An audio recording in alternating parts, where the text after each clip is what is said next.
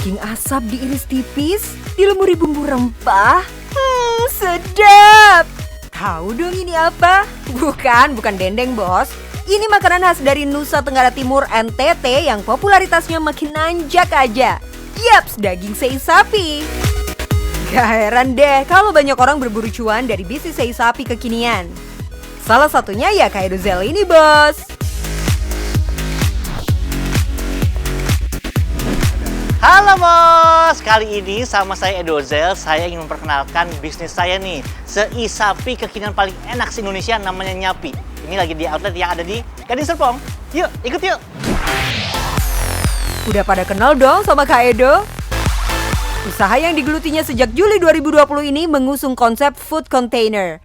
Di mana bisnis sei sapinya ini memang didesain agar kuat menghadapi pandemi ya bos. Tidak ada dine-in dan memang hanya melayani take away saja. Kalau PPKM pasti terkena dampaknya, tapi karena Nyapi dirancang online, karena kan kita bukan juga pada saat pandemi ya. Kita memang dirancang untuk online dan juga take away, jadi nggak terlalu terdampak lah. Mungkin kalau teman-teman yang lain bisa turun sampai 50%, kita nggak. Kita paling turun cuma sampai 10% doang. Duh kak, kalau turunnya 10% tapi naiknya 100% masih untung banyak ya. Nggak asal-asal bikin bisnis lalu didiemin bos. Kaido konsen banget buat mengembangkannya. Dalam waktu 1 tahun aja sudah ada 60 outlet yang tersebar se-Indonesia Raya. Mantap nggak tuh? Untuk mengembangkan bisnisnya dengan cepat, Kaido bikin sistem franchise alias waralaba. Nah, buat para bos di rumah yang ingin segera memulai usaha, boleh banget nih membeli usaha yang sudah sustain. Asal punya modal dan lokasi yang oke. Kaido sendiri menjual franchise sei sapi miliknya di kisaran harga 75 hingga 100 jutaan tergantung paketan yang dipilih. Ada nih beberapa keuntungan yang kamu dapatkan jika memilih jalur cepat ini. Pertama, bisnismu udah pasti punya nama. Jadi Sakicep kita udah bisa langsung jualan. Sistem waralaba biasanya juga mendapat dukungan penuh dari pusat. Jadi secara standar, rasa dan kualitas pasti akan sama. Tapi sebelum sukses di bisnis food and beverages alias F&B ini, Kaido ternyata jatuh bangun juga loh. Jadi dulu waktu 2016 sempet bikin salad, cuma dalam waktu 2 bulan rugi 200 juta. Ya karena masih masih perlu banyak belajar lah, masih belum pengalaman waktu itu. Trial and error, memang asam garam di dunia bisnis ya bos. Dari situ para pebisnis bisa belajar kesalahan-kesalahan apa yang dulu bikin bisnisnya bangkrut. Dan harga ini memang harus dibayar mahal ya. Kalau Kaido sih dulu saat berjualan salad dia pernah salah menentukan target pasar. Ia kira dengan harga yang murah dagangannya pasti terjual mudah. Ternyata harga murah nggak jadi jaminan bos. Karena banyak faktor lain yang mempengaruhi. Kalau dalam ilmu ekonomi itu ada yang namanya taste alias selera masyarakat. Pelajaran banget nih buat bos-bos yang mau memulai bisnis. Menetapkan target pasar itu hukumnya wajib no debat. Kalau salah uang beratus-ratus juta bisa terbang melayang. Selanjutnya adalah promo. Kalau punya modal lebih, bolehlah menggait lambe-lambe para food vlogger dan influencer. Karena kita targetnya kan millennials ya. Dan kalau millennials kan paling sering online di sosial media. Karena itu kita waktu promonya kita minta bantuan teman-teman untuk posting di Instagram, di TikTok gitu. Teman-teman influencer semua ikut bantuin. Kalau sekarang kita lagi ada promo pada saat PPKM kan nggak boleh makan di tempat ya. Kita ada promo kalau beli take away itu bisa dapat emas batangan.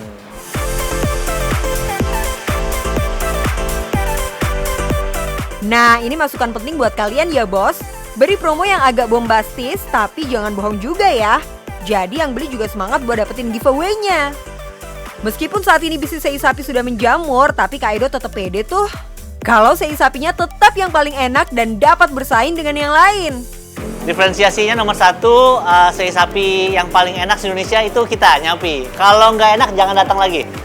Itu kita percaya, karena saya udah cobain semuanya. Menurut saya ya pribadi, kita yang paling enak dan kita paling pede. Kedua, kita yang pertama kali menyatukan proses pengasapan tradisional, tapi toppingnya kekinian. Pakai mentai, spicy Korean, sama bumbu-bumbu yang bukan standarnya sei sapi. Duh, percaya dirinya Kaido ini emang patut ditiru ya bos. Selain rasa, pastinya kualitas pelayanannya juga tetap dijaga supaya para pembeli nggak kecewa. Buat cabang-cabang yang jauh sekalipun, daging sei sapinya tetap dikirim langsung dari pusat.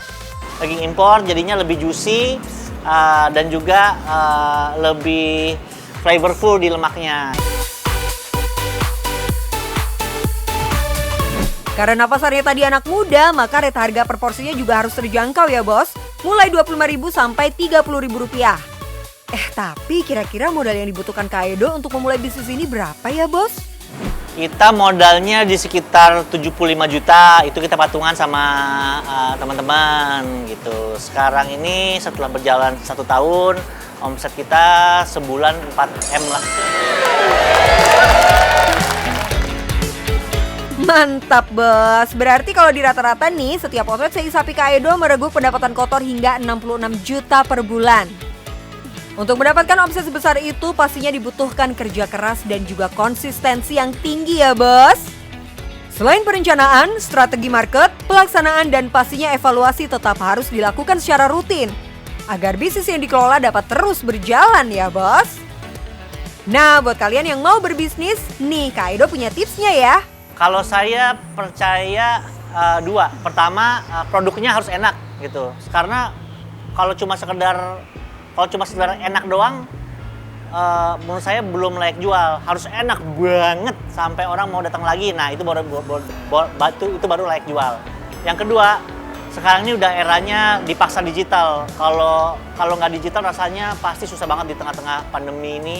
Jadi sosial medianya harus kuat, ojek online-nya harus kuat, delivery-nya harus kuat, harus sudah ngerti digital marketing kayak gitu, baru bisa jalan. Karena yang penting cuan bos.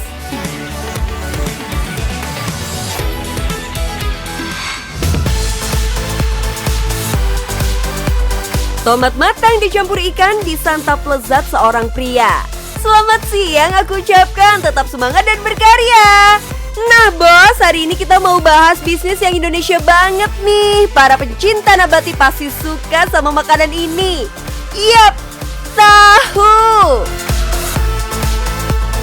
Tapi ini tahu bukan sembarang tahu loh. Tahu ini tuh sehat banget. Kok bisa sih? Bukannya tahu emang sehat ya? Benar, tahu memang sehat, tapi tahu ini diolah dengan cara yang higienis. Dalam pembuatan tahu sendiri, selain bahan baku, prosesnya pun tidak kalah penting untuk menjadikan si tahu enak dan berkualitas tentunya. Serta menjanjikan rasa yang enak, meski tahunya diolah dengan mesin. Yes, dengan mesin loh. Kenalin nih, bos tahu zaman now, Pak Theo. Walaupun melanjutkan usaha tahu turun-temurun dari keluarganya, ia tetap menjaga keaslian cita rasa tahunya. Sebenarnya dari karakter produknya sendiri kan tahu ini makanan rakyat ya. Istilahnya setiap orang tuh pasti makan tahu gitu. Mungkin ini juga yang membuat si produk ini tuh bertahan. Memang kami Tahu Yudi ini sangat peduli sama kualitas. Kita akan menitik beratkan pokoknya kualitas nomor 1 gitu. Memang ya bos, sudah jadi konsekuensi untuk selalu mempertahankan cita rasa dan kualitas kalau kita berbisnis di bidang kuliner. Apalagi bisnisnya bisnis turun-temurun, prinsip nenek moyang harus wajib dipegang teguh. Jadi kami itu berprinsip untuk memproduksi tahu sehat, tahu yang sehat dan segar setiap hari gitu. Jadi kita nggak pernah pakai bahan pengawet ataupun pewarna pun, kita benar-benar dari kunyit yang digiling gitu. Walaupun ini bisnis turun-temurun, Pak Theo tidak setengah-setengah dalam menjalankan bisnisnya. Yang berbisnis tahu juga pasti banyak, tapi Pak Theo mampu menjadikan tahu ini berbeda dari tahu yang lain. Kalau sekarang sih mungkin kita memang mengarah jadi lebih modern ya. Kalau dulu bikin tahu tentu pakai alat yang seadanya. Jadi kami inovasi ini lebih gimana caranya proses kerja ini bikin standarnya ini nggak hilang gitu.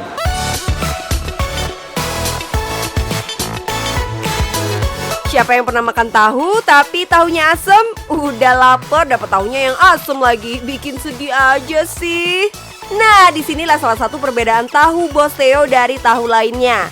Pak Theo berani menjamin tahunya tidak asem, enak, sehat, dan tanpa bahan pengawet. Kita berinovasi di proses kerjanya, mulai dari SOP sampai peralatan yang dipakai, itu sebisa mungkin mempertahankan cita rasa yang tradisional walaupun dengan teknologi yang modern. Untuk Menghasilkan tahu yang enak dan berkualitas setiap hari itu nggak mudah loh. Inilah yang jadi dasar kenapa Pak Theo dan tim memilih untuk memproduksi tahu secara modern. Mulai dari memilih kedelai yang unggul, kemudian kedelai tersebut diproses dengan mesin mulai dari mencuci, rendam, ekstraksi, koagulasi, dan pencetakan. Kalau kita pakai mesin, memang sih banyak yang berpikir, ntar beda nggak sama tahu yang dulu gitu kan. Malah mesin ini membantu kita tahu yang lama itu nggak berubah gitu. Karena kan kalau tahu ini kan sebenarnya industri yang padat karya ya, sangat bergantung sama skill atau keahlian si yang ngebuatnya gitu. Selain inovasi di proses pembuatannya untuk bertahan di industri ini, Pak Theo pun berinovasi di produk-produk yang dihasilkannya. Di kedai Yunyi kita ada bikin tahu walik, ada tahu isi juga, produk-produk frozen. Dan kita pun sekarang ada susu kedelai, ada tempe juga gitu ya. Proses pembuatan udah dibikin modern, pemasarannya jangan ketinggalan. Pak Theo dan tim pun ikut berjualan di marketplace hingga media sosial. Tentu kalau sekarang sih pasti zamannya digital ya. Kami sekarang menitik beratkan availability produk nggak hanya di toko-toko offline, tapi tentu pasar groceries online yang sekarang udah menjamur. Kita ini sekarang di medsos itu kita menyediakan channel penjualan melalui medsos gitu. Jadi nggak hanya isinya nggak cuma giveaway, edukasi atau yang lainnya, tapi kita juga mempermudah orang untuk beli dengan menyediakan channel mereka membeli lewat medsos. Dan hari ini pun kita sedang memikirkan gimana caranya kita bisa dropship gitu. Sehingga orang tuh mau jualan tahu Yudi nggak usah punya toko, nggak usah punya apapun gitu. Tapi kalau selama mereka punya tetangga, mereka punya saudara, mereka nggak usah pakai modal, cuman kirim ke kita mau beli apa, alamatnya kemana, itu langsung dapat komisi gitu. Udah bukan rahasia lagi ya, kalau sistem reseller seperti ini bisa banget membantu usaha untuk terus grow up. Apalagi di era digital begini, sayang banget kalau sosmed cuma di scroll-scroll doang. Jualan offline iya, jualan online oke. Sistem reseller juga bisa dan didukung pengiriman 1 hari sampai. Wah, auto cuan banyak pokoknya. Tapi bos jangan lupa ya, namanya usaha nggak melulu enaknya aja nih. Pasti ada rasa dukanya dan juga challenge-nya. Nah saya sih berpikir gimana, aduh jangan sampai di tangan saya kenapa-kenapa gitu kan. Masa di tangan saya harus terjadi sesuatu gitu kan. Itu sih yang mungkin beban yang saya rasakan ketika mulai masuk ke sini gitu ya. Challenge yang saya hadapi itu karena awalnya kan perusahaan masih konvensional. Jadi mungkin kalau dibilang sistem, boro-boro sistem gitu ya. Istilahnya benar-benar kita pabrik tahu yang jualan tahu, that's it gitu ya. Sehingga untuk masuk ke sini tuh benar-benar harus mau ngoprek. Apa yang Pak Theo kerjakan sekarang untuk generasi penerusnya? Pak Theo berharap bisnis ini bisa autopilot sehingga sang anak bisa mengejar passionnya juga. Bener-bener gak semudah itu ya bos, melanjutkan bisnis keluarga turun-temurun. Bukan hanya memikirkan apa yang sudah dilakukan generasi sebelumnya, tapi juga harus memikirkan bagaimana generasi penerus akan melanjutkannya. Dulu tuh ya, saya ini sempat di bidang video editing. Iya, saya pernah kerja bahkan ngedit video gitu ya. Udah gitu pernah buka toko ayam goreng juga dulu tuh ya. Terus sampai akhirnya memang saya berpikir untuk ya udah saya mau pulang gitu kan, kembangin usaha di sini. Pas generasi saya, oh ternyata si usaha ini belum bisa ditinggal, bahasa zaman sekarangnya autopilot lah gitu. Udah jalan sendiri, punya manajemen segala macem gitu. Jadi saya sih lebih berpikir, oke lah, kalau misalnya memang bukan generasinya saya yang bisa ngejar passion, ya mungkin nanti anak saya yang kejar passion gitu. Tapi kalau saya sendiri, saya lebih harus gimana usaha yang sudah dibangun mati-matian gitu ya sama orang tua saya. Jangan sampai gara-gara egonya saya, akhirnya nggak ada yang pegang. Inovasi dan improvisasi tetap diperlukan agar bisnis tetap berjalan dan berkembang. Dan yang penting, cuan bos!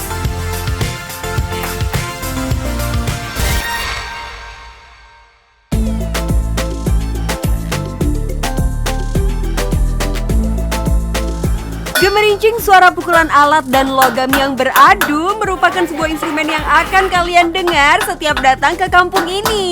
Yap, Kampung Kaleng.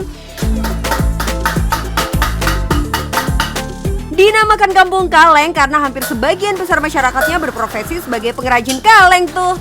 Ada yang membuat oven, kaleng kerupuk, dandang, kompor, dan masih banyak lagi. Lokasinya ada di Desa Pasir Bukti, Kecamatan Citerep, Kabupaten Bogor. Yang unik nih bos, ternyata dari kampung inilah cikal bakalnya kompor minyak yang terkenal di daerah Cawang, Jakarta. Tapi seberapa cuan ya bisnis kaleng di era modern seperti sekarang ini? Langsung aja kita kenalan sama bos yang satu ini. Halo bos, nama saya Ai, selamat datang di Kampung Kaleng. Dulunya juga saya pengrajin, tapi sekarang alhamdulillah saya udah menjadi distributor dan menjadi agennya di daerah Kampung Kaleng ini. Mau lihat barang-barangnya? Ayo bos, kita ikut bos. Ini dia Bos Ayi yang merupakan anak salah satu pembuat kompor legend yang terkenal di daerah Cawang, Jakarta itu bos. Dulunya Ayi juga pengrajin, tapi karena dia melihat peluang untuk mendapatkan cuan yang lebih besar, akhirnya ia memilih menjadi distributor dan agen penyedia bahan kaleng di kampung ini. Tapi kenapa sih tertarik jadi distributor dan agen penyedia bahan baku kaleng? Awal mulanya kalau saya jadi distributor bahan baku, tadinya kan pengrajin berkeluh kesah karena susah dapetin bahan baku ya. Dari Jakarta nggak ada yang supply, mungkin kalau belanja ke Jakarta juga jauh. Akhirnya kan si pengrajin suruh saya ngadain bahan baku sekalian. Berawal dari keluh kesah warga sekitar akan sulitnya mendapatkan bahan baku, Ayi dapat durian runtuh tuh. Karena menjadi agen penyedia bahan kaleng pertama yang ada di kampungnya. Jadi bisa dibilang Bos Ayi ini nggak ada pesaingnya ya, alias pemain tunggal. Kalian bisa bayangin nggak tuh, kalau setengah warganya saja yang belanja bahan baku kaleng ke Bos Ayi, kira-kira cuannya berapa ya?